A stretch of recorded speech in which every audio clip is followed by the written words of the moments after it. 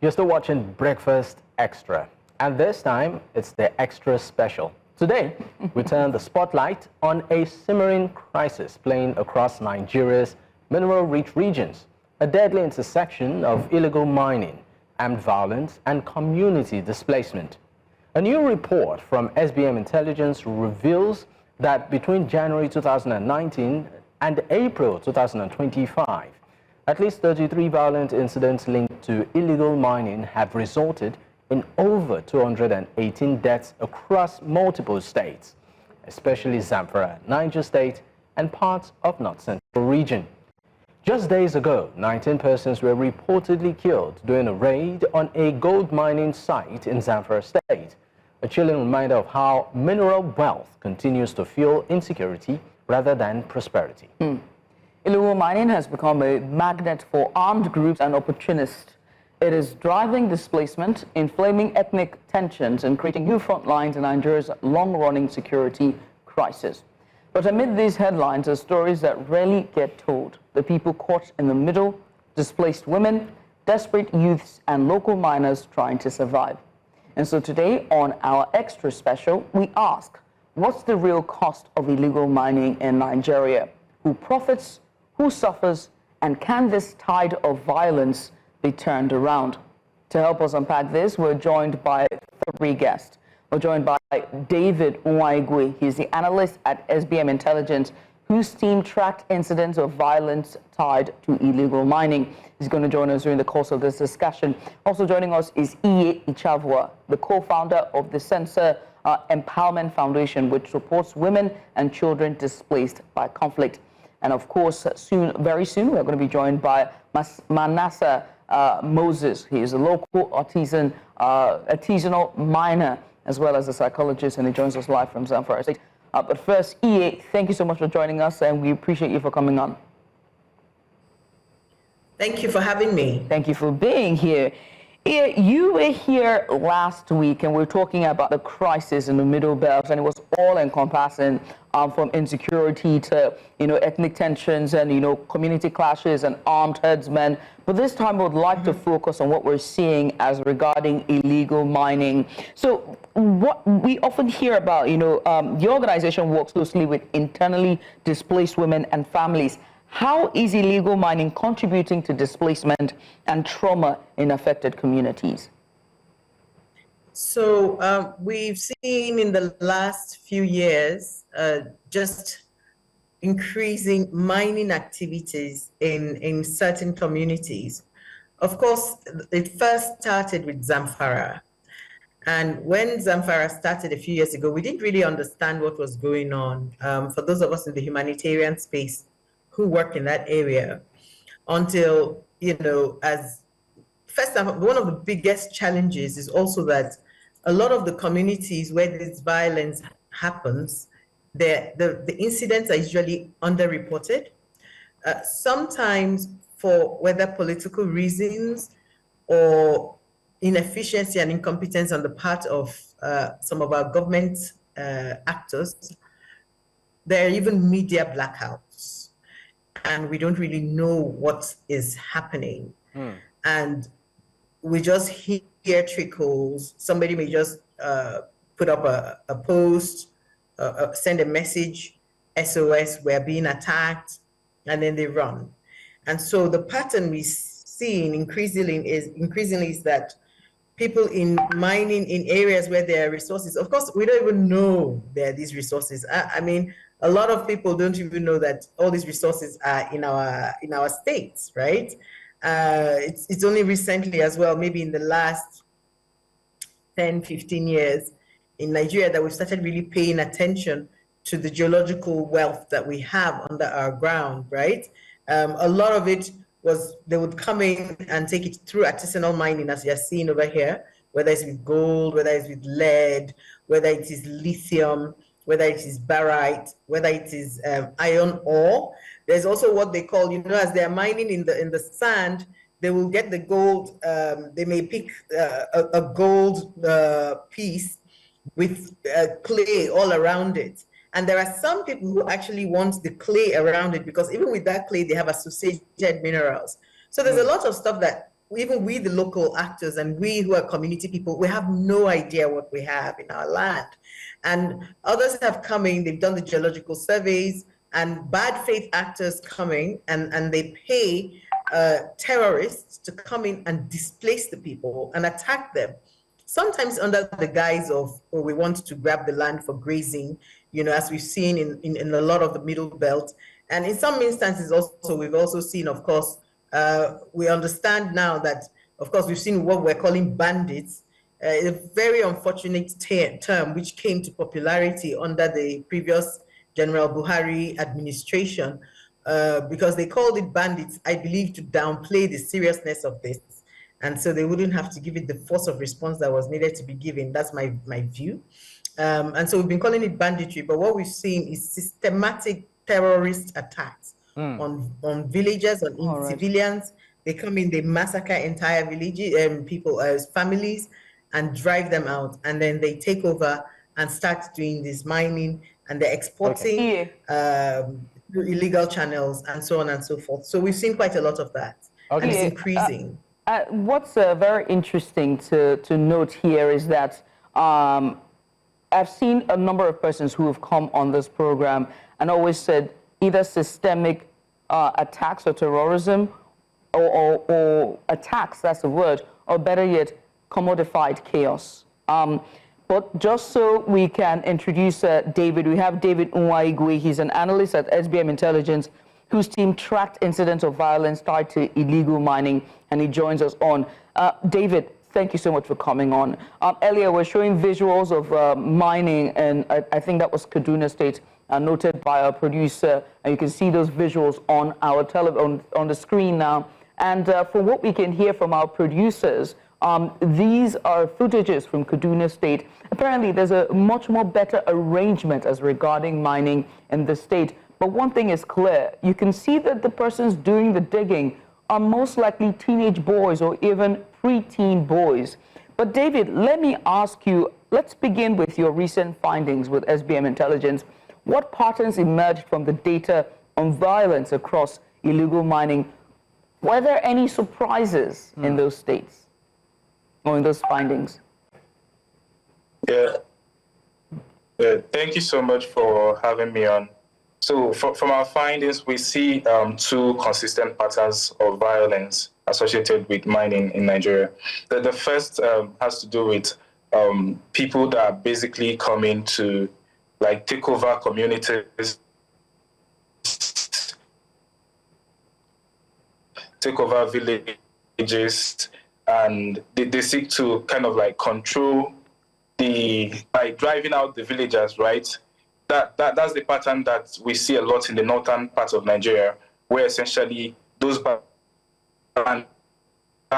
the locals who then mine these minerals and precious metals and then supply to them for international smuggling. Another pattern that we see, perhaps not in other parts of the country, especially in the southern part, is kind of like a much more disruptive pattern of violence, right?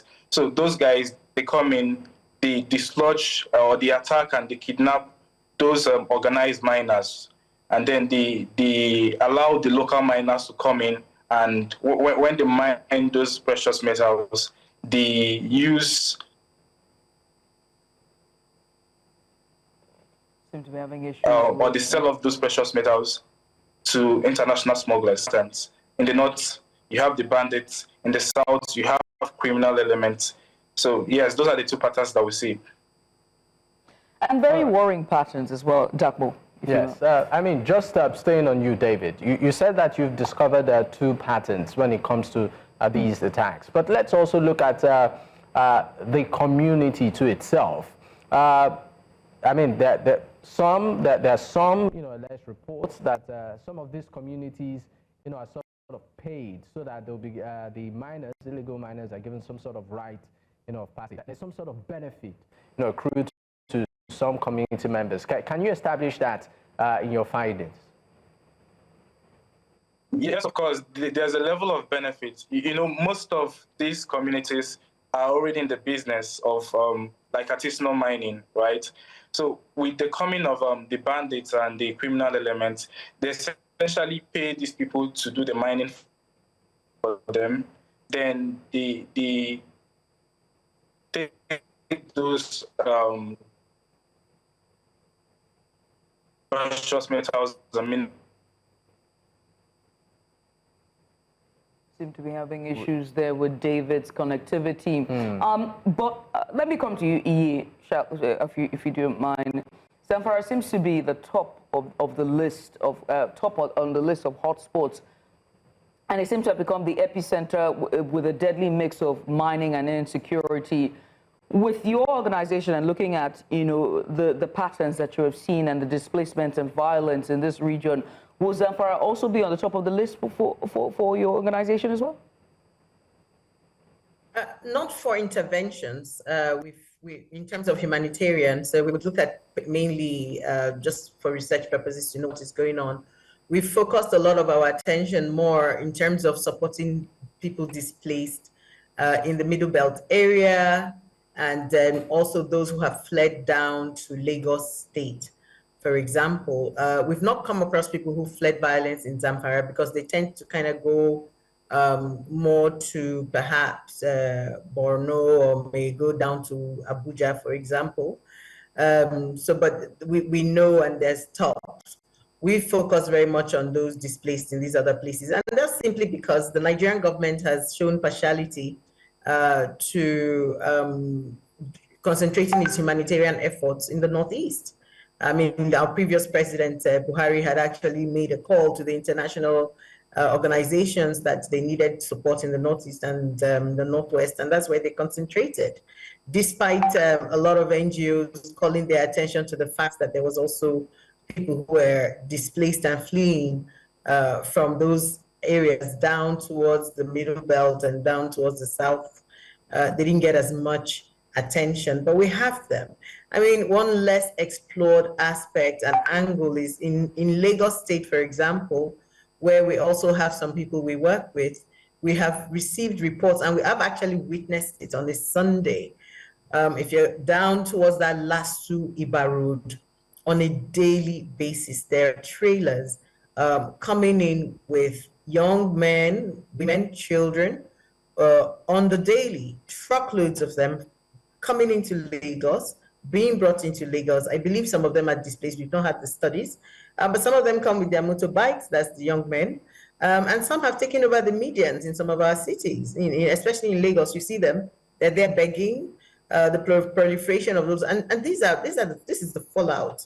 But sometimes in Nigeria, we don't quite see how connected we all are. We're slow to see that sometimes. So we're thinking, oh, it's up in the north, but impacting everywhere. I mean, if you look at the map that SBM Intel has also shown, you will see Osun State is one state that's highlighted there. Sorry, not Osun, Ondo. And what happened in Ondo, we can see the connection. They had some displacement activities there as well. And it's all linked. So it's very important we understand that even though Zamfara tops the list at the moment, we're all endangered. Every state in the nation is endangered if you have any kind of resource, because they just steal territory, small, as we say in pidgin English. So it's very important. Right. There's a lot of under-reporting too. So for example, I noticed on the SBM map, I was actually going to call their attention to it when I saw the report at first. I think they reported perhaps, local government in Benue, but in my local government, Kwande, there's displacement and there's some mining activity around there. I think I mentioned that last week, for gold, for lithium. And there's another community, I think somewhere near Api, which is sort of on your way from Makudi going to Otukpo, Enugu axis. So there's a lot that we're not seeing reported. Right. And SBM is doing a great job, but we think the government, and that's why we have Ministry of Information. What are they doing? I was about to Let me stop there. No, don't stop. You're supposed to give me a good job. I was about to go in that direction. I mean, from your observation and what you've seen even on ground. You talked about, for instance, in Lagos, where there's an influx of persons around Lasu Road. Even if you stand along Ikorodu Road at night, you might even see some of it to happen. But where I'm going to is this. Why does it appear like as if the government seems a bit handicapped in handling these situations? We have a Ministry of Solid Minerals, for instance. It seems that the focus seems to be just on the oil sector.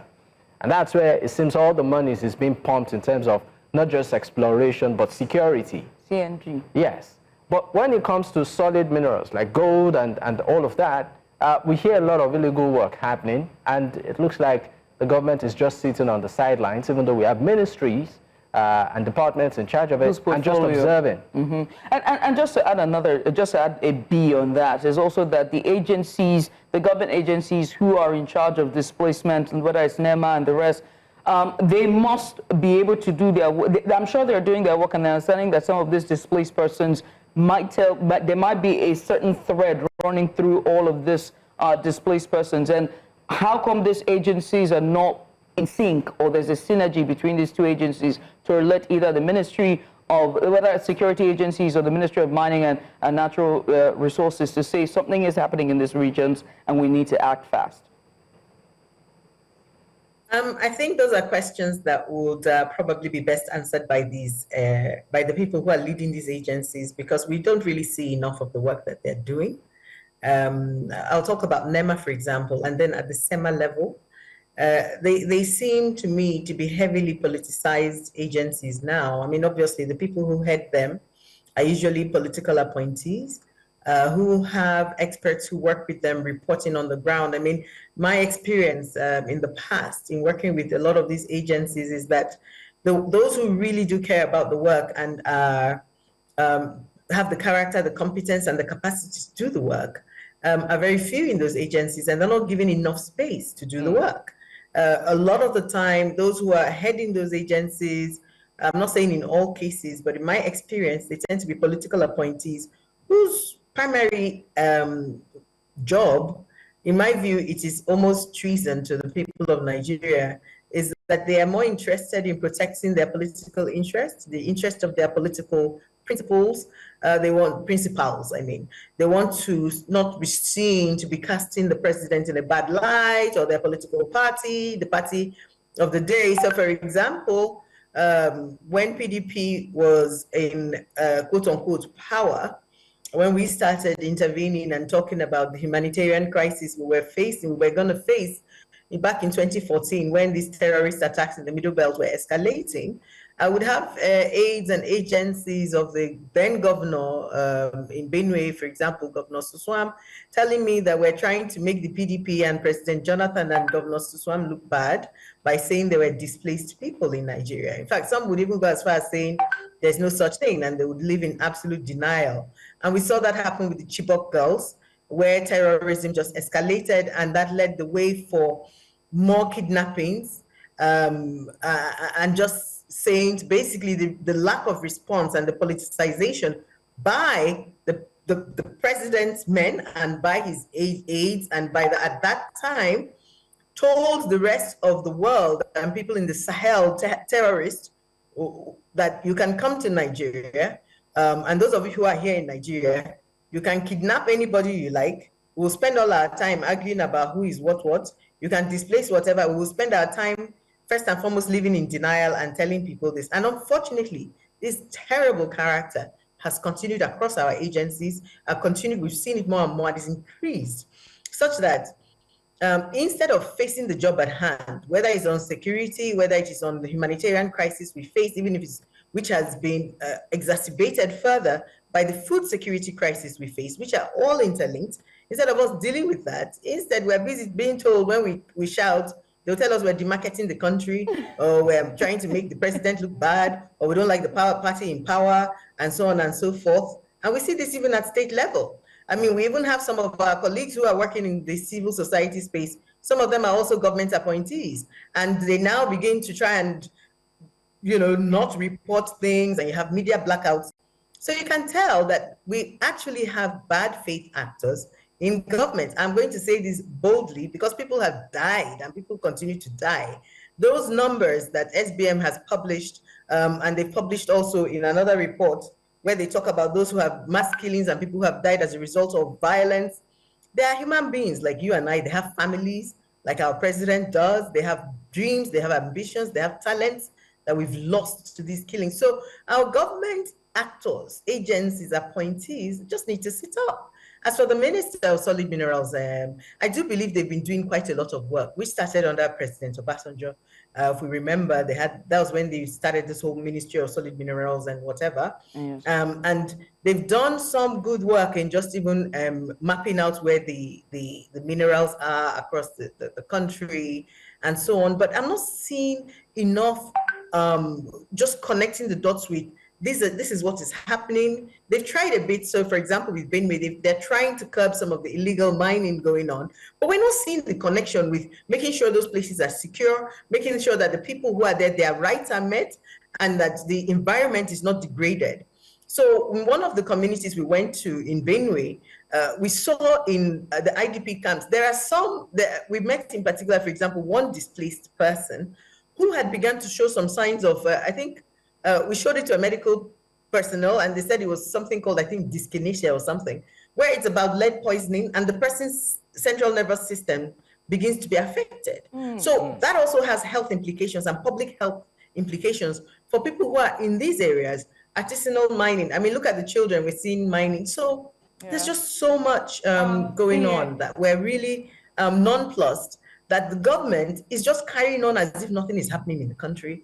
They just make these statements, oh, we're doing this, the killers are foreigners, and so on. Do your job. Right. Do your job and stop making excuses. I wish we could go on. One of the images that just stuck with me here is those images we're seeing on the screen, and it just shows me that the future of Nigeria is being hawked, is being dug up on the ground and hawked on the head of the future, or the persons who should be the future of Nigeria. It really begs to ask the question: what would happen to those young ones and their lives? I wish there was enough time. I mean, David, if your internet is good, we can just ask, give your final remarks, because we're pretty much out of time, and I know that you didn't get enough airtime thanks to your connectivity. But please, very quickly, your final remarks as we leave. So basically, my final remarks is just the fact that the illegal mining activity in Nigeria is it has an international dimension, right? Because local actors play a role, quite all right, but then the international dimension also needs to be tackled. And for that to be addressed properly, we need the government to basically step in and do what they're supposed to do. I think that's all from me for now. Thank you. All right. Thank you. Thank you very much. I think we should go to EA too. Yeah, EA, yes, your final remarks before we wrap things up, please. Just quickly, 30 seconds. I think the Nigerian government should do its job, especially on this issue, protect the people. And the way they are failing, I call on all citizens, you also hold our governments accountable, because it's your life, it's my life, it's everybody's life. It's everybody's life. I mean, illegal mining may be hidden beneath the surface, but one thing is clear: the impact is the lives and the future of Nigeria being hawked on those pans on the heads of young ones who should be in schools, and families displaced and communities just shattered. David and EA, thank you so much for coming on. EA, thank you so much for always taking our calls and always willing to come on, whether it's Sunday morning or Saturday morning. We appreciate you. And also a big shout out to our good guys at SBM Intelligence for continually doing the work and going behind the headlines to give us the stats. We appreciate you both for coming on. Thank you.